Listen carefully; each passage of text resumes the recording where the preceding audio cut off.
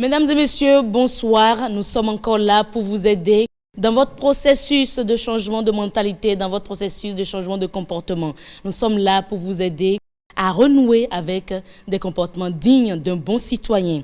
Alors, dans votre émission d'éducation citoyenne, le nouveau type de citoyen ce jour, la première rubrique va se consacrer au programme d'action du gouvernement. Quel est son contenu? Vous aurez les détails tout à l'heure. La deuxième rubrique consacrée au patriotisme et au civisme reçoit toujours Maurice Tantan. Aujourd'hui, il parle des voleurs de temps. Qu'est-ce qu'il y met? Il sera là tout à l'heure pour nous donner également tous les détails.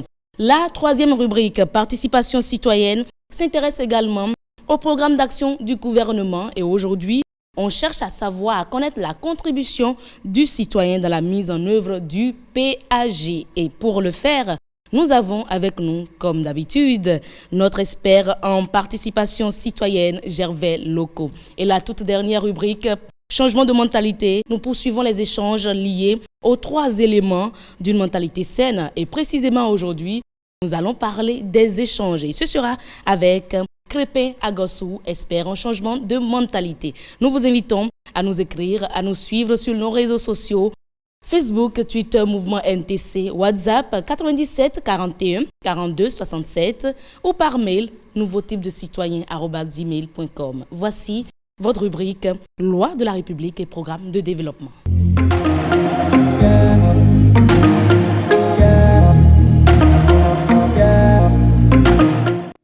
Quel est le contenu, mesdames et messieurs, du programme d'action du gouvernement 2022, bien sûr? Nous vous invitons à suivre cet élément à ce propos.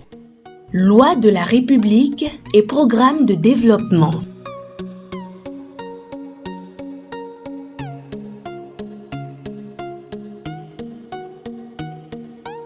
Le programme d'action du gouvernement PAG.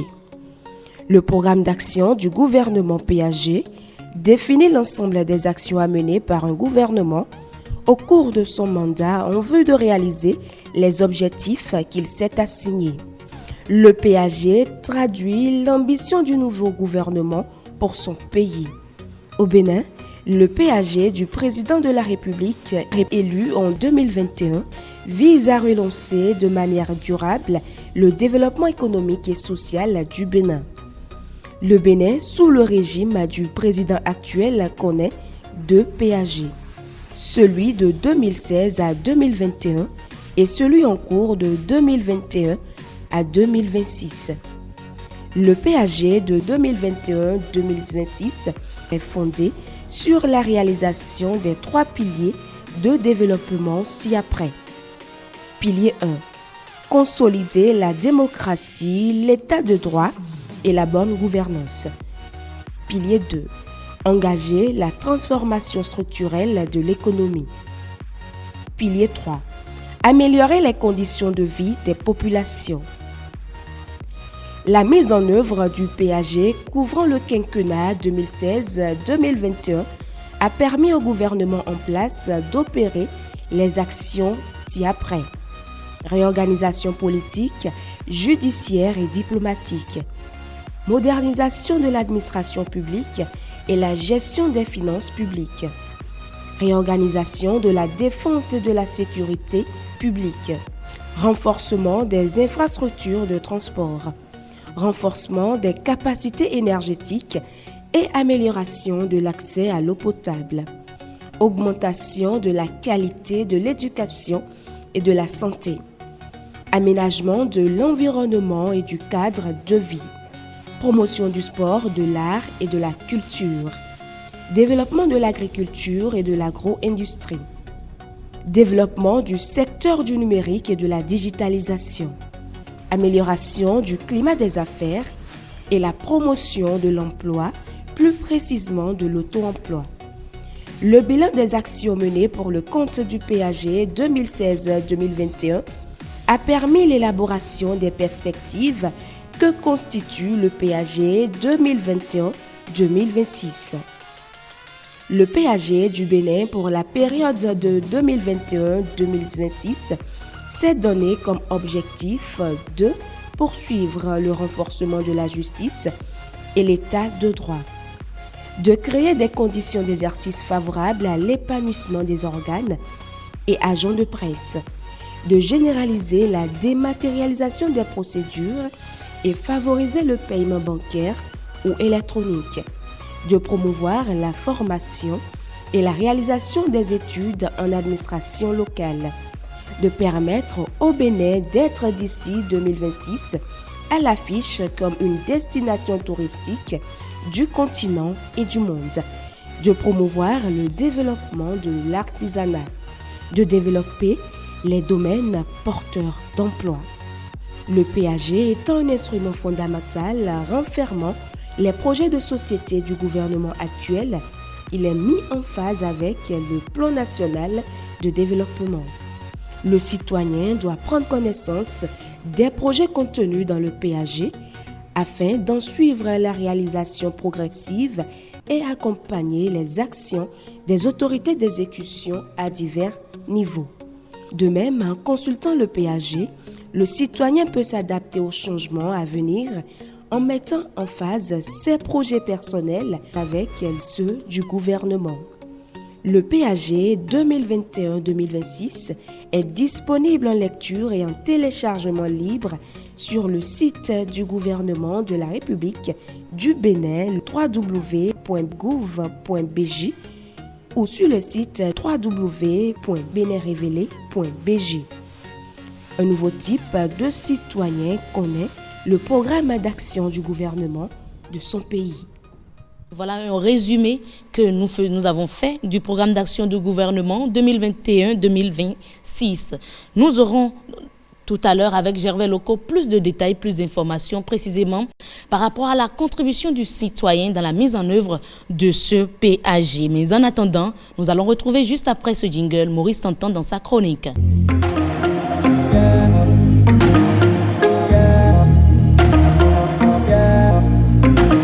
Aujourd'hui, Maurice Tantan s'intéresse aux voleurs de temps. Maurice, bonsoir. Bonsoir, heureuse, bonsoir à tous et bonsoir à toutes. Les voleurs de temps, qui sont les voleurs de temps? On va le savoir tout à l'heure. Tout à l'heure, d'accord. Alors, c'est ainsi qu'est intitulée votre chronique. On aimerait déjà avoir une information assez précise à ce propos. Bien sûr, et avant d'aller dans le détail de cette chronique, vous aviez commencé à demander pourquoi les voleurs de temps et qui sont les voleurs de temps. Je veux commencer déjà par une clarification conceptuelle. Il faut savoir que le temps est le mouvement auquel tout est soumis, le cycle auquel tout ce qui existe est assujetti. Le temps est une donnée de la nature qui influence sur tout et duquel tout doit tenir compte. Il faut savoir que certains techniciens de développement, certains matérialistes contemporains en ont même fait une ressource, et le philosophe grec Anaximandre a affirmé que le temps est la loi à laquelle les choses sont soumises. Cette loi, elle est une loi universelle, mais elle peut être parfois spécifique. On parle alors du temps d'existence, du temps de jeu, du temps de travail. Sous d'autres cieux, le temps de travail précisément fait l'objet de grandes discussions, de débats majeurs et de votes de lois spécifiques. Chez nous, le temps de travail a été fixé à 8 heures de travail par jour, c'est-à-dire que la journée de travail commence à 8 heures et se termine à 17h30 avec une pause d'1h30 entre 12h30 et 14h. D'accord. Et c'est là que vous en venez à l'idée de voleurs de temps, n'est-ce pas? Oui, car force est de constater que chez nous, ici au Bénin, puisque c'est de ça qu'il s'agit, peu de gens respectent effectivement ces horaires. Il n'est pas rare d'aller dans une administration publique, pour la plupart du temps privée, quelquefois à 8h05, et de constater que les agents qui sont préposés au poste ne sont pas présents. Les rares qu'on rencontre aux premières heures, ils sont souvent pour régler des urgences personnelles comme profiter du téléphone de service, de la connexion Internet ou même de l'imprimante de bureau pour régler une urgence personnelle et qui n'engage pas l'administration pour laquelle ils travaillent. Les autres ponctuels qu'on y rencontre parfois, ce sont ceux-là qui, après avoir déposé leur progéniture dans les écoles autour de 7 heures, sont obligés, sont contraints d'aller directement au travail. Sinon, le plus gros de l'effectif pointent le nez bien après l'heure réglementaire. Mais le drame ne s'arrête pas là. Le temps du travail déjà grignoté au début de la journée n'est souvent pas utilisé pour le travail. L'agent est au poste mais consacre le temps à une occupation familiale ou à une activité privée. On en rencontre qui passent le clair du temps à converser au téléphone au lieu de servir un usager qui attend. D'autres sont certes au poste mais ne font rien, mais refusent de s'occuper du travail pour lequel ils sont payés. Puis enfin, le dernier lot d'agents moins scrupuleux viennent au travail mais le quittent pour vaquer à des occupations personnelles. Leurs collègues ou voisins qu'ils mettent assurément dans l'intelligence de leur combine vont vous servir. Souvent la phrase devenue fétiche qui est « il s'est levé ». Que vous demandez d'après eux justement. Il s'est levé. Et ça me rappelle ce téléfilm-là diffusé en temps sur la télévision nationale. Il s'est levé encore. Aignon en main.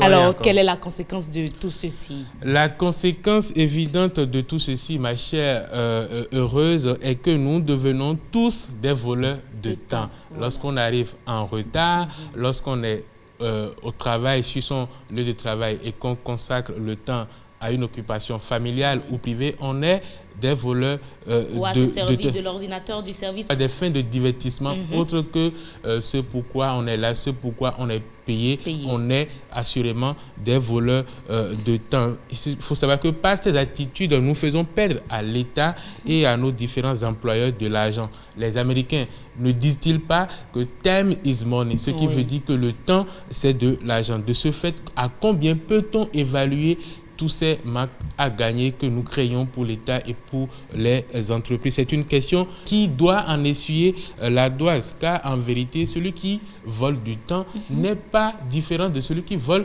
de l'argent. Je l'ai dit tantôt, time is money. Le temps, c'est de l'argent. Et donc, lorsqu'on le vole, on vole de l'argent par parallélisme. Le nouveau type de citoyen, celui que nous voulons ériger aujourd'hui au Bénin, doit abolir de ses habitudes, ses comportements, doit abolir de ses habitudes le vol de temps. Le nouveau type de citoyen doit faire de son travail une priorité et une preuve de son engagement au service du développement de la nation, au service du développement du Bénin. Car, comme on l'a dit, NTC, le développement commence par moi, le citoyen. Merci beaucoup, Maurice Tantan. NTC, le nouveau type de citoyen, son leitmotiv, c'est que le développement commence par lui d'abord. Absolument. Merci beaucoup, Maurice. Ne soyons plus des voleurs de temps, mesdames et messieurs. Je ne m'adresse pas principalement aux secrétaires qui prennent les ordinateurs du bureau pour faire des zoomas et autres. Je m'adresse à tout agent de l'État, à tout agent du service public comme du service privé. Et on va passer juste après ceci, juste après la chronique de Maurice Tantan, à la rubrique participation citoyenne.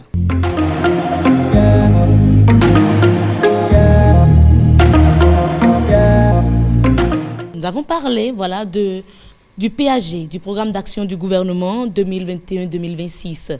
Mais à quoi sert-il réellement de façon concrète? Nous vous avons posé la question. Inès Kwasi, de façon précise, vous a tendu son micro et voici la moisson. Ça servira de base à l'État de pouvoir réaliser tous ses objectifs dans un an ou bien dans des périodes données. Si on n'a pas un programme, on ne peut pas savoir où on veut aller.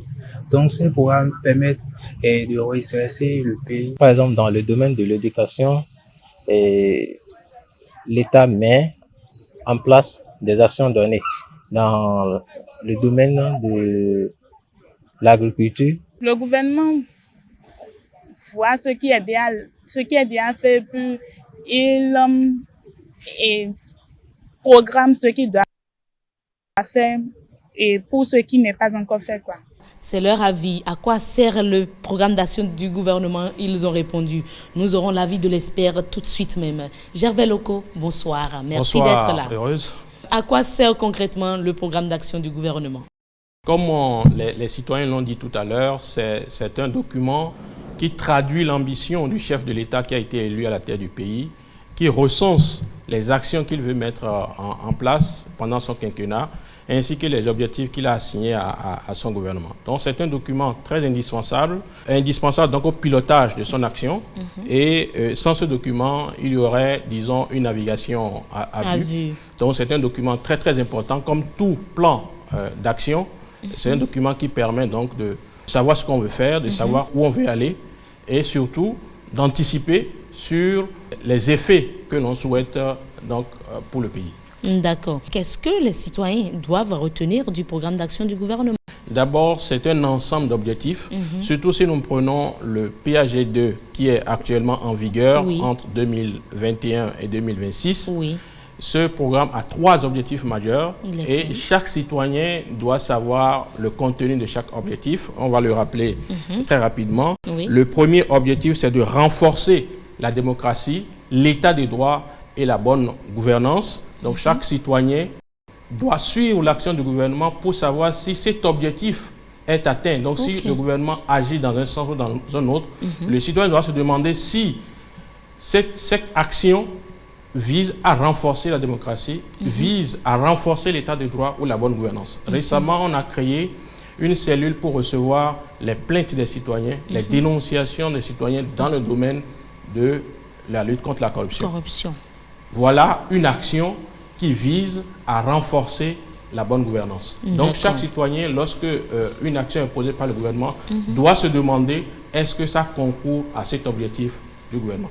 Deuxième objectif, c'est de poursuivre la transformation structurelle de l'économie. C'était déjà une ambition au PAG1. Donc au PAG2, le gouvernement veut continuer. À renforcer la transformation structurelle de l'économie. Troisième objectif, c'est de poursuivre l'amélioration du bien-être social des populations. Je crois que pour le PAG2, c'est pris en compte. C'est l'amélioration du bien-être social des populations. Il y a aussi des projets majeurs dans ce programme de gouvernement qui sont autant d'engagements que nous devons surveiller en tant que citoyens. Par exemple, dans ce PAG2, on a dit qu'à l'horizon 2023, tous les Béninois auront accès à l'eau. On aura une couverture en eau de 100%. Actuellement, on est à 70%. En 2023, on sera à 100%. Même chose pour l'énergie électrique. On aura une autonomie de 100%. Nous sommes actuellement à 60%. Ce sont autant d'engagements que les citoyens doivent connaître pour pouvoir suivre dans les mise en œuvre. D'accord. Nous allons retourner le micro à Inès Kwasi qui est avec les citoyens de l'autre côté pour savoir déjà à leur niveau comment est-ce qu'ils participent, comment participent-ils à la mise en œuvre du programme d'action du gouvernement. Se sentent-ils réellement impliqués? À la mise en œuvre du PAG, je paie bien mes tasses. Ce qu'on peut faire pour aider le gouvernement, je pense, c'est de sensibiliser aussi nos amis pour dire, bon, ce n'est pas grave, tout va dans notre compte. Et puis, tout ce que l'État fait, ce n'est pas pour eux seuls, c'est pour nous tous. Je pense que c'est ce que je peux faire ou bien nous pouvons faire pour l'aider. Ce qui ne doit pas se faire dans le pays, je ne résiste pas à ça. Pour la mise en œuvre de ce programme, nous devons respecter les lois. Et voilà, Monsieur Lespère, sont-ils dans le bain? Oui, exactement, dans le bain. Quelqu'un a parlé des impôts. Oui. Parce que le PAG2, c'est plus de 12 000 milliards de francs CFA à mobiliser. Et ça, ce sont les impôts des Béninois qui vont le faire. Donc, il faut payer honnêtement et à temps ces impôts. Donc, ça, c'est le premier devoir du citoyen, la première contribution à la mise en œuvre du PAG2. Et ensuite, développer un certain nombre d'attitudes citoyennes, comme par exemple la veille citoyenne par rapport aux projets qui sont mis en œuvre. On peut initier des visites de chantier pour voir dans quelle mesure les chantiers qui sont engagés respectent les normes de qualité, les délais qui leur sont impartis, etc. D'accord. Et voilà, mesdames et messieurs, nous souhaitons que vous nous envoyiez vos retours. Est-ce que vous avez pu payer vos tasses comme il se doit, de façon honnête? L'ESPE l'a dit dans l'émission passée. Est-ce que vous rencontrez des difficultés lors de la réalisation de certains projets inscrits dans le PAG? Avez-vous pris connaissance surtout du programme d'action du gouvernement? On vous a dit tantôt là où vous pouvez le télécharger. Dites-nous tout ça en nous envoyant des messages, en nous envoyant des images, ou même des vidéos, des appels via nos réseaux sociaux, Mouvement NTC et le numéro WhatsApp 97 41 42 67. Et on passe à la dernière rubrique, changement de mentalité.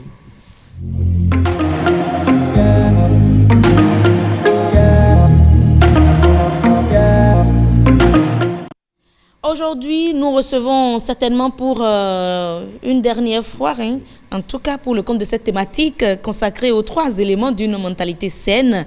Crépin Agossou, bonsoir. Bonsoir, heureuse. Merci d'être là. Merci, je suis vraiment heureux d'être à votre compagnie. Je le suis encore plus. Merci. Hein? Alors, aujourd'hui, on s'intéresse aux échanges. Oui, exactement. Voilà. Nous avons eu à parler de la maîtrise de soi, oui. de la réflexion profonde. Aujourd'hui, nous allons parler du dernier élément d'une mentalité saine qui est l'échange. Et qui parle d'échange, parle déjà de la communication, du partage du cœur. Et pour mieux comprendre l'échange, nous allons faire un tour en Californie, dans les forêts de la Californie, pour rencontrer les redwood. Il y a de grands arbres appelés redwood en Californie qui atteignent plus de 100 mètres de hauteur, mais qui ont juste 3 mètres de racines. Wow. C'est comme comment cela peut-il s'expliquer? Comme un bâtiment de 100 mètres de hauteur avec une base de 3 mètres. Cela ne peut pas tenir. Vraiment pas. Mais les redwood sont réputés pour être les arbres qui résistent les plus aux tempêtes, aux grands vents. Juste pourquoi? Parce que les redwood entremêlent leurs racines. Du fait que les racines sont mélangées, cela leur procure de la force pour pouvoir résister aux différentes tempêtes, aux différents vents qui soufflent. Donc le fait d'être ensemble, le fait d'échanger procure de la force. En matière de mentalité également, lorsque nous échangeons, lorsque nous partageons nos idées, lorsque nous partageons notre cœur avec ceux ou celles qui sont autour de nous, cela nous donne une nouvelle force pour pouvoir faire face aux différentes difficultés que nous rencontrons ou bien aux différents problèmes que nous rencontrons dans notre vie quotidienne. C'est un peu ça. D'accord. Ben, ceux qui n'échangent pas cela, à quoi peut-on les comparer? Oui, comme vous l'avez dit, on peut... Je dirais tout simplement, ceux qui n'échangent pas sont comparables à un courant d'eau qui ne coule pas. Et comme vous le savez, lorsque l'eau ne coule pas et reste sur place sur une longue durée, ça devient très sale et il y a beaucoup de déchets. Donc une personne qui n'échange pas est comparable à cette eau-là stagnée pendant longtemps et qui ne commence pas à dégager de la puanteur. Donc la communication, l'échange permet ou bien crée entre les personnes de la communication, ou bien, comment je dirais, une force. Comme les routes connaissent les villes et permettent une facilité d'échange. La même façon, quand l'homme échange, ça crée également de la connexion et facilement le développement s'installe. Quand on prend par exemple un couple où le mari n'arrive pas à échanger avec la femme ou bien les parents n'échangent pas régulièrement avec les enfants, je vous assure tout, c'est les malentendus qui naissent dans ce foyer et finalement c'est le divorce qui vient après. Donc il est très important que nous échangions, que cela soit dans notre vie professionnelle, dans notre vie de couple, partout où nous sommes, dans la société, partout, on doit échanger. Et quelquefois, nous rencontrons certains problèmes au niveau local. S'il pouvait y avoir communication entre citoyens et autorités locales, ces problèmes seront rapidement réglés. Parce que chacun est dans son coin et se dit, mais qui va le faire? Mais par manque d'échange, les gens n'arrivent pas à travailler pour le pays. Et également, lorsque les gens n'échangent pas, ils tombent souvent dans l'isolement. Et ils sont face à des choix très extrêmes. Pour certains, c'est les suicides qui suivent. D'autres, par manque d'échange, ils tombent totalement dans la dépression, ainsi de suite. Donc, l'échange nous permet de nous extérioriser, d'échanger avec les gens, de gagner de nouvelles forces et d'avoir de nouvelles solutions lorsque nous rencontrons des problèmes. Et comme vous l'avez dit, je dirais une dernière fois, celui qui n'échange pas est comparable à un courant d'eau qui ne coule pas, mais qui est rempli plutôt de déchets. Un courant d'eau très sale. Très sale. Très sale. Eh bien voilà, mesdames et messieurs, nous vous invitons à pratiquer l'échange. Ça fait partie des éléments d'une mentalité saine. C'est-à-dire que vous devez déjà cultiver la meilleure mentalité à votre niveau afin d'avoir la maîtrise de soi, la réflexion profonde et puis les échanges entre vous et les autorités, les échanges entre vous et les concitoyens pour le développement, votre développement déjà personnel et pour le développement de la nation. Crépin Agossou, merci beaucoup. Merci. C'était un plaisir pour nous de vous avoir sur environ 3 numéros. Merci également. Alors, mesdames et messieurs, c'est donc terminé pour votre rubrique Changement de mentalité, mais également pour votre émission Le Nouveau Type de Citoyen, une émission réalisée en partenariat avec le mouvement Nouveau Type de Citoyen. On ne cessera jamais de le dire, on ne le dira jamais assez. Rejoignez-nous, écrivez-nous. Partagez avec nous les informations concernant vos localités, les actions que vous menez. On veut forcément que vous agissez. C'est d'abord ça, l'un des critères, je dirais, d'un bon citoyen, d'un citoyen de type nouveau. Les réseaux sociaux, notre numéro WhatsApp, voilà tout ça affiché. Écrivez-nous, nous sommes là pour vous répondre. Alors, on va se dire à très bientôt.